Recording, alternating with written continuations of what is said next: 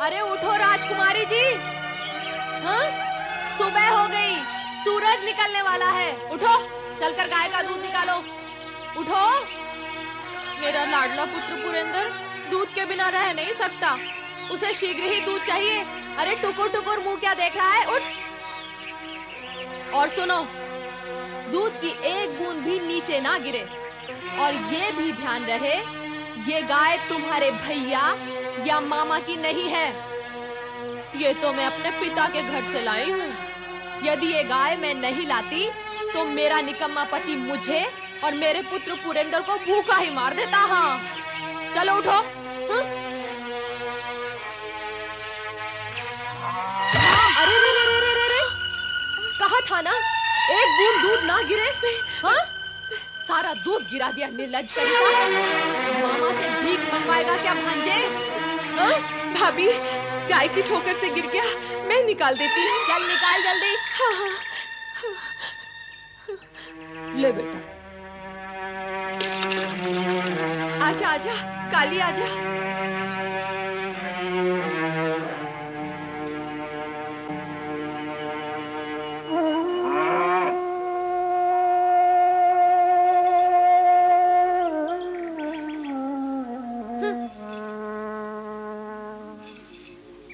P ले, जल्दी जल्दी पी।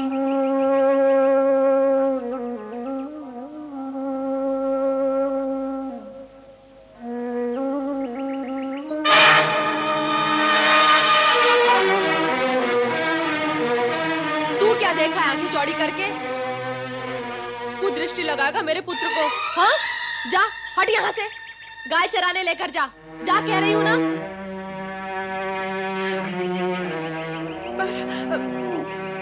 ले और दूध पी ले।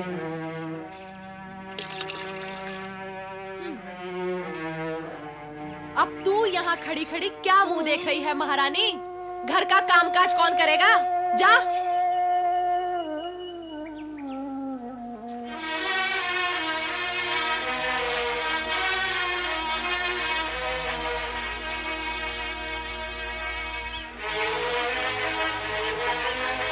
नारायण नारायण। प्रणाम माता।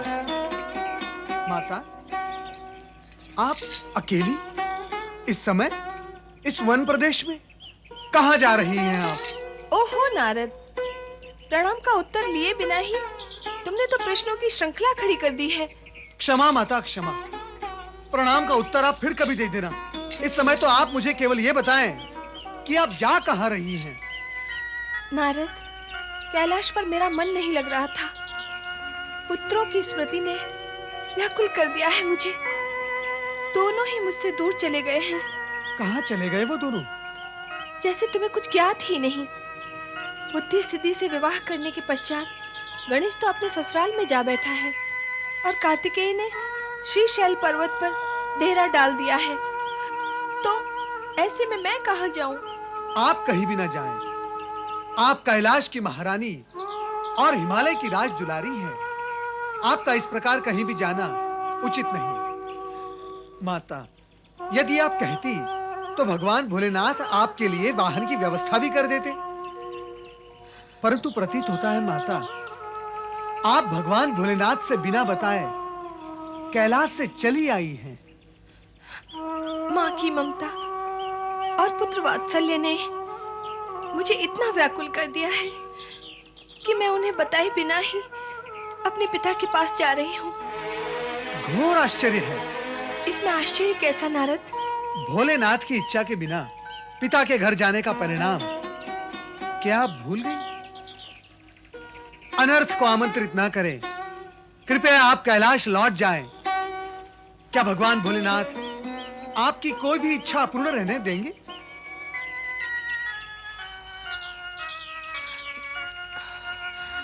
हाँ, व्याकुलता ने मुझे कुछ अधिक ही अधीर कर दिया है। मेरा कैलाश लौट जाना ही उचित होगा।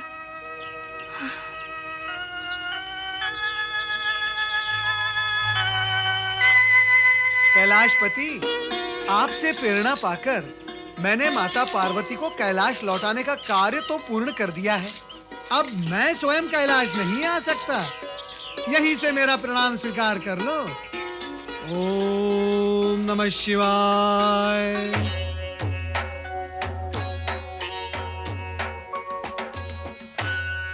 भोलेनाथ तो आज भी समाधि में लीन है। न जाने पार्वती माता कब लौटेंगी। माता पार्वती आ गई। प्रणाम प्रणाम माता। माता प्रणाम। माता प्रणाम। माता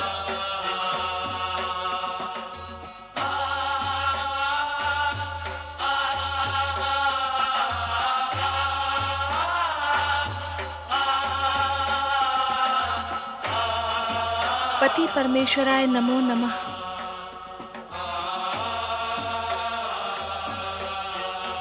कहाँ चली गई थी देवी? गई तो थी पर जा न सकी। पर कहाँ और क्यों? यहाँ मेरा मन नहीं लग रहा था, इसलिए पिताश्री के घर जाने के विचार से निकली थी। पिता के घर बिना निमंत्रण? बिना निमंत्रण तो कहीं भी नहीं जाना चाहिए देवी। तो क्या करूं? पुत्रों की स्मृति मुझे विकल करती रहती है। बार बार उनका प्रिय मुख मेरी आंखों के सामने आता है, पर न तो मैं उन्हें देख पाती हूँ, न ही उनसे मिल पाती हूँ। इसीलिए सोचा कि स्थान परिवर्तन से संभवतः मन शांत हो जाएगा। अवश्य हो जाएगा, चिंता ना करो। तुम्हारा पुत्र वियोग शीघ्र दूर होगा।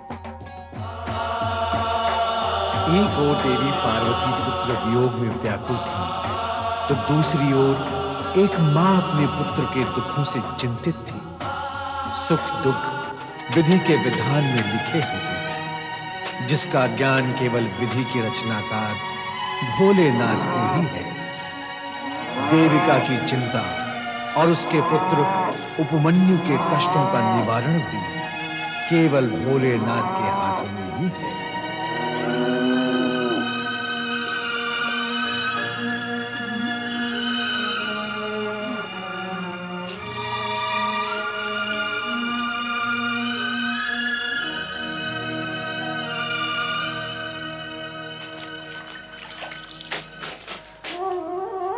इस भूख से तो अच्छा था अपने गांव में ही भिक्षा मांगकर पेट भर लेते। वहां अपमान था, वह तो यहाँ भी है। मारे भूख के प्राण बाहर आ रहे हैं।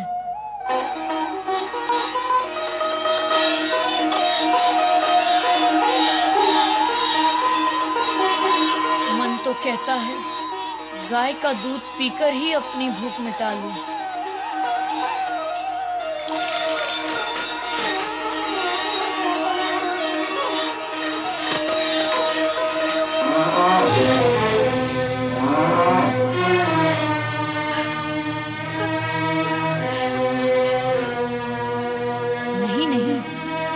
चोरी करना अपराध है। चोरी करने से तो भूखा रहना अच्छा है। माँ, माँ, उपमन्यु बेटा। माँ, इतना काम करके भी भूखा ही रहना पड़ता है, तो यह हम अपने गांव में भी कर सकते हैं। चलो माँ, अपने गांव लौट चलें। गांव बदलने से भाग्य तो नहीं बदल सकता है पुत्र। हमारे ये दुर्दिन भी समाप्त हो ही जाएंगे। भगवान पर विश्वास रख पुत्र।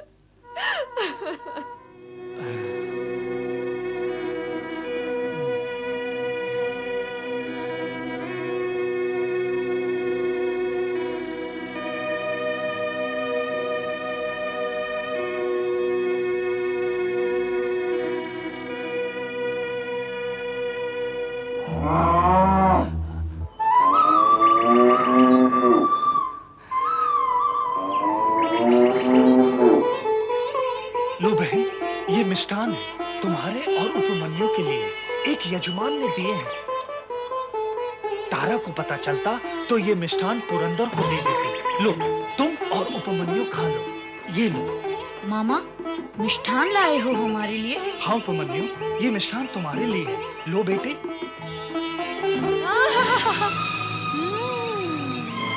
मिष्ठान, लड्डू। तुम्हें लाज नहीं आती? अपने पुत्र को मिष्ठान ना देकर पराये पुत्र को प्रसन्न कर रहे हो, हाँ? अरे कैसे पिता हो? धिक्कार है ऐसे पिता पर। उपमन्यु क्या पराया है? मेरी बहन का पुत्र क्या पराया है? भांजे पराये होते हैं क्या? ओहो, भांजे के मामा जग में पहले अपने पुत्र के लिए विचार करते हैं, भांजे के लिए नहीं। और ये दोनों माँ पुत्र, इन्हें तनिक भी लाज नहीं आती। जानती है, पुरंदर के खाए पिए बिना इस घर में कोई कुछ भी खाता पीता नहीं। फिर भी मीठा खाने के लिए न जाने कितने जन्मों से इन माँ पुत्रों की आत्मा व्याकुल थी कि इस मिष्ठान पर आंखें गड़ी हुई हैं। हाँ? आज इन्हें दंड स्वरूप भोजन ही नहीं मिलेगा। हाँ, समझे? चलो तुम अंदर, चलो, चल। माँ, हाँ बेटा, भाग्य का लेखा कोई नहीं मिटा सकता।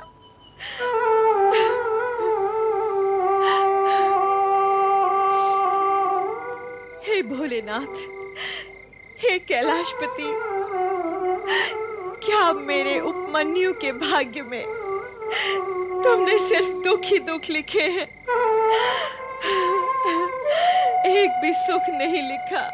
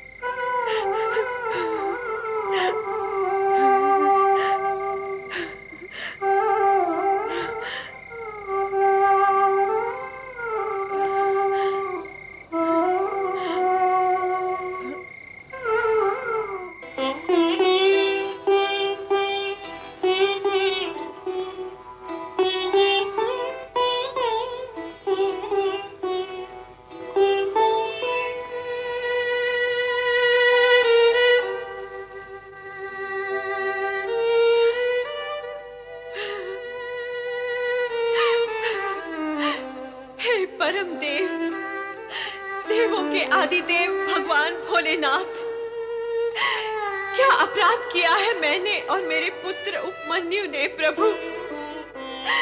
हम आपकी कृपा से वंचित क्यों हैं? क्यों हमें अपमान का विष पीना पड़ रहा है?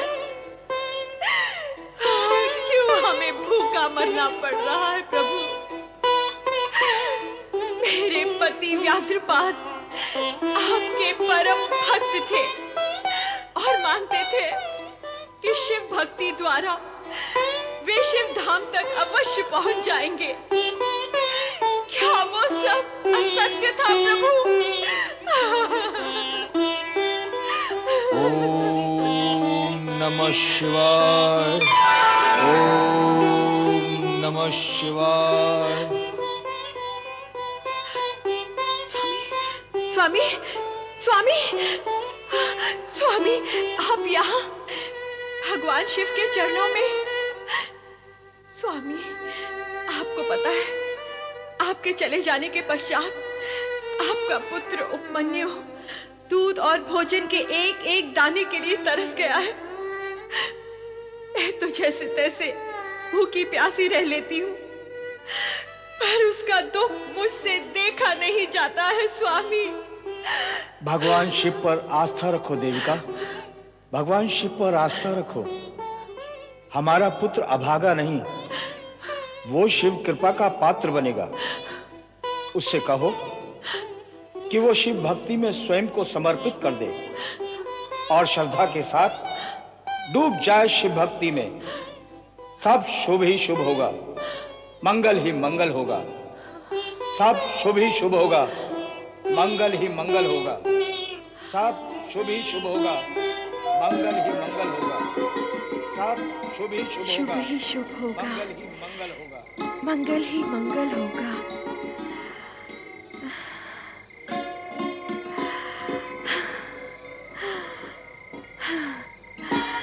कैलाशपति की जय हो। स्वप्न में भी मुझे मेरे स्वामी के दर्शन करा दिए। धन्य है भोलेनाथ, धन्य है। हे शिव शंकर, मेरे उपमन्यु की हर मनोकामना पूर्ण करना प्रभु, हर मनोकामना पूर्ण करना।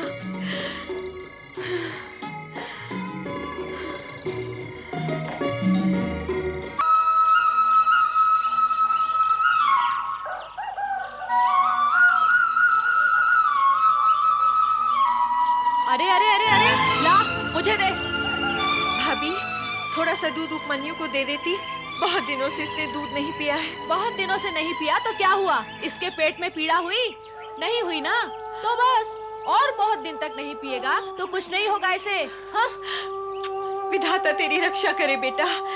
भाभी, थोड़ा सा दूध दे देती तो तुम्हारा बहुत उपकार होता। देखो ननन जी, दूध के लिए गाय चाहिए, गाय के लिए धन, और धन के लिए भाग्य चाहिए, और वो तुम्हारे पास है नहीं। वो होता तो तुम यहाँ क्यों आती? अब तुम्हें समझ लेना चाहिए कि तुम्हारे भाग्य में दूध है ही नहीं। हाँ?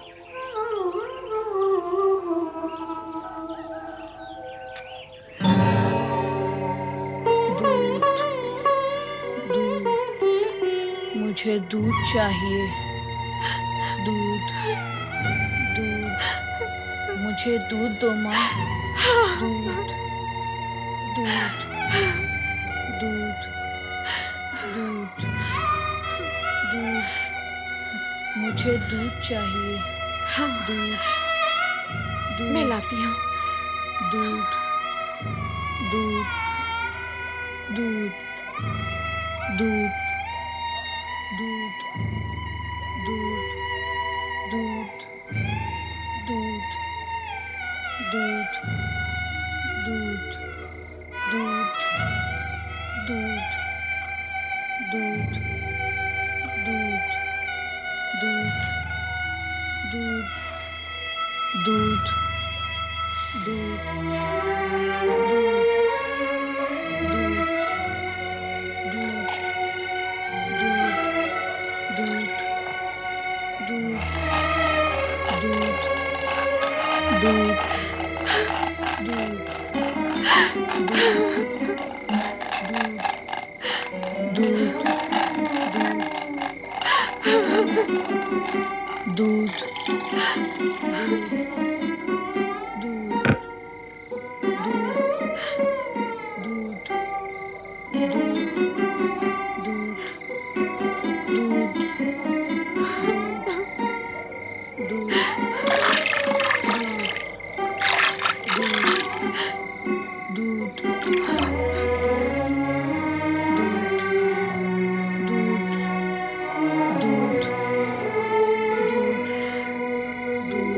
पुत्र उपमन्यु, उठ पुत्र।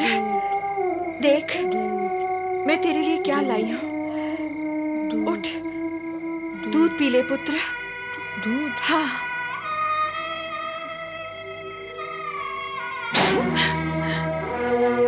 क्या दिया माँ?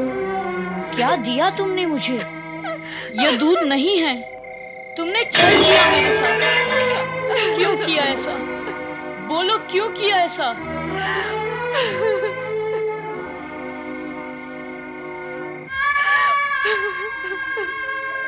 रो क्यों रही हो माँ?